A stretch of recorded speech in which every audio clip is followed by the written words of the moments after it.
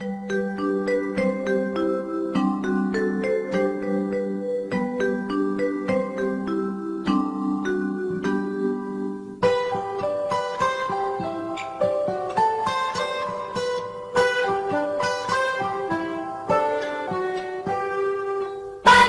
cerahku, matahari bersinar, ku gendong tas merahku di pundak. Selamat pagi semua, ku nantikan dirimu di depan. Hai, selamat pagi anak-anak kami kelas 4 yang hebat. Bagaimana kabar kalian di rumah, nak? Semoga kita semua tetap dalam keadaan sehat walaupun kita belajar dari rumah karena pandemi ini.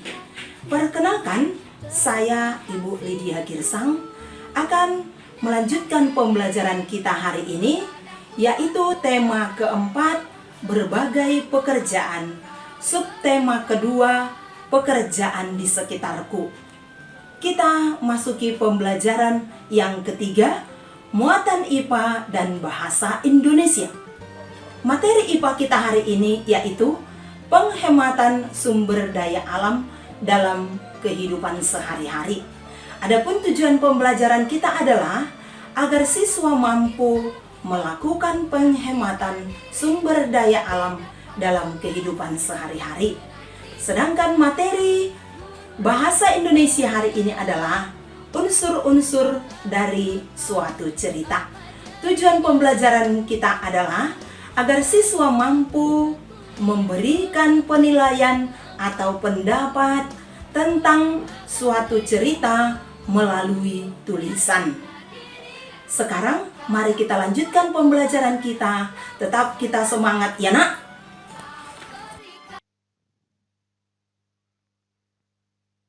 Anak-anak kami, kita lanjutkan ya. Pernahkah kalian berpikir bagaimana para pekerja membuat pensil?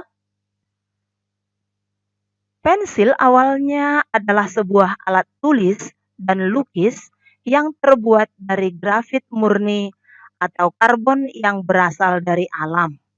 Sayangnya, grafit murni cenderung rapuh dan mudah patah.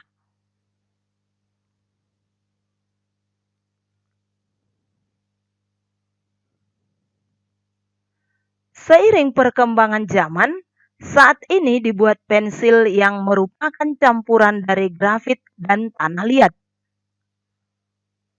Proses pencampuran ini dibalut oleh media kertas atau kayu. Cara membuat pensil saat ini adalah dengan menghancurkan grafit dan tanah liat menjadi bentuk bubuk, kemudian dibakar selama kurang lebih 3 hari. Setelah itu, pensil ini dibentuk panjang dan tipis serta dibungkus kayu. Kayu yang telah ditebang untuk pembuatan pensil berasal dari pohon. Benda-benda lain juga yang terbuat dari kayu berasal dari pohon. Agar tetap terjaga kelestariannya, pohon yang ditebang harus diganti dengan menanam kembali bibit baru dari tanaman sejenis. Selain itu, kita harus menghemat penggunaan pensil sebagai salah satu cara menghargai lingkungan. Selanjutnya, kita perhatikan. Pensil menggunakan sumber daya alam berupa grafit, tanah liat, dan kayu. Grafit dan tanah liat termasuk ke dalam jenis bahan tambang. Grafit dan tanah liat jumlahnya terbatas, sehingga jika terus digunakan, lama-kelamaan akan habis. Sedangkan kayu pada pensil berasal dari pohon. Selain untuk bahan pensil, pohon juga merupakan bahan baku pembuatan kertas. Makin banyak kebutuhan pensil dan kertas, maka makin banyak pula pohon yang ditebang. Ada beberapa cara yang dapat kita lakukan untuk menghemat penggunaan pensil, yaitu 1. menjaga pensil agar tidak hilang. Kedua, menggunakan pensil sampai habis. Ketiga, meraut pensil tidak terlalu runcing sehingga tidak banyak bagian pensil yang terbuang. Keempat, meraut pensil tidak terlalu panjang agar tidak mudah patah dan cepat habis. Kelima, menyambung pensil yang sudah pendek dengan gulungan kertas agar bisa dipakai menulis kembali.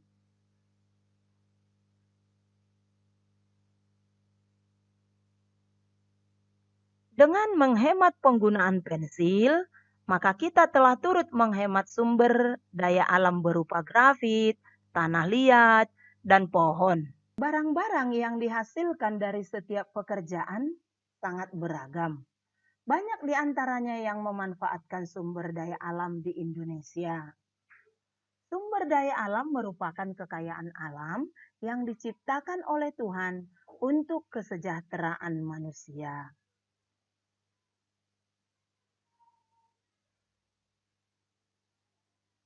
Anak-anak kami, mari kita perhatikan beberapa pekerjaan yang menggunakan sumber daya alam berikut ini, yaitu pengrajin kayu.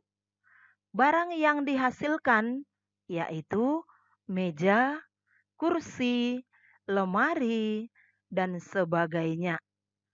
Benda tersebut bahan asalnya yaitu kayu yang berasal dari pohon. Jadi pohon termasuk sumber daya alam yang dapat diperbaharui.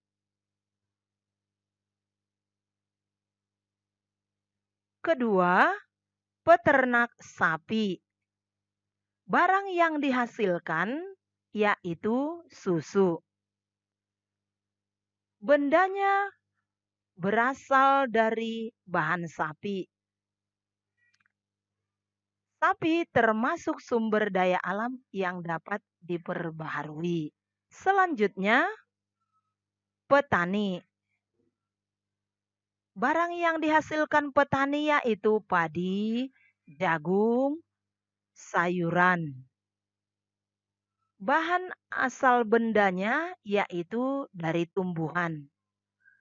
Jadi, tumbuhan termasuk sumber daya alam yang dapat diperbaharui.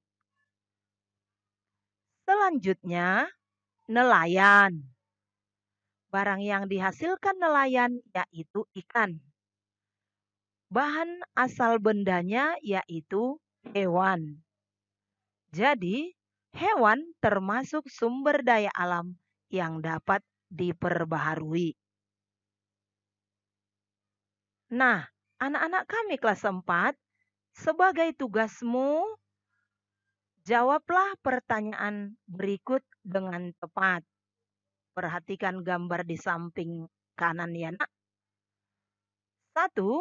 Jenis sumber daya alam apa saja yang dimanfaatkan pada gambar di samping? Tadi sudah Ibu jelaskan.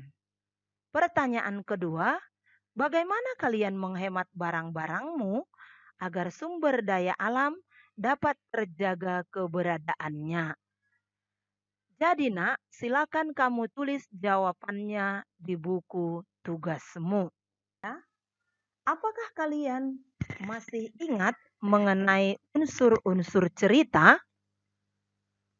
Unsur-unsur cerita terdiri dari 1. Tokoh dan penokohan. 2. Latar. 3. Konflik. 4. Tema. 5. Amanat. Unsur-unsur cerita tersebut membentuk kesatuan yang padu dalam cerita. Berdasarkan unsur-unsur tadi, kita bisa memberikan penilaian terhadap sebuah cerita. Cara memberikan penilaian terhadap sebuah cerita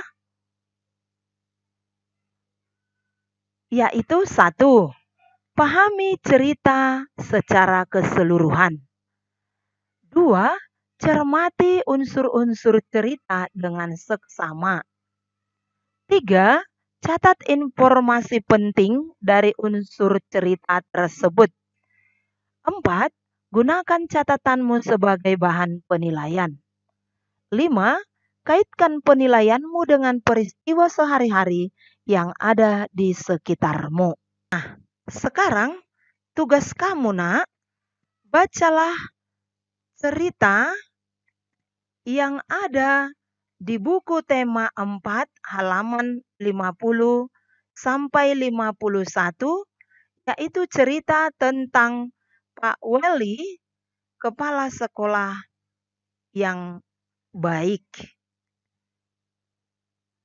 Tugas kalian, tuliskanlah pendapatmu tentang cerita tersebut melalui tulisan secara singkat dan rapi di buku tugasmu. Demikianlah materi pelajaran kita hari ini.